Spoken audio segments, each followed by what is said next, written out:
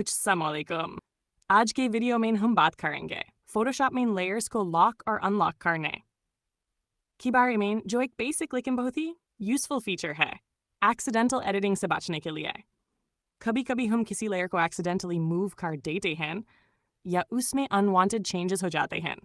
ऐसे में layer lock option बहुत काम आता है। फोटोशॉप में किसी लेयर को लॉक करने के लिए लेयर्स पैनल में जिस लेयर को आप लॉक करना चाहते हैं उसे सिलेक्ट करें। फिर लेयर्स पैनल के ऊपर छोटी सी लॉक आइकॉन बटन पर क्लिक करें। फोटोशॉप आपको मल्टीपल लॉक ऑप्शंस भी देता है। Lock transparent pixels, lock image pixels, lock all.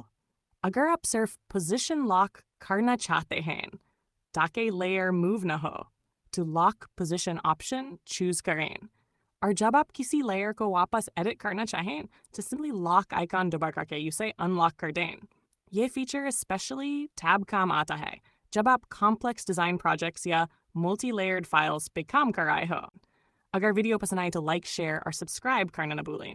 मिलते हैं अगले डिज़ाइन ट्यूटोरियल में डिज़ाइन चेस्ट के साथ।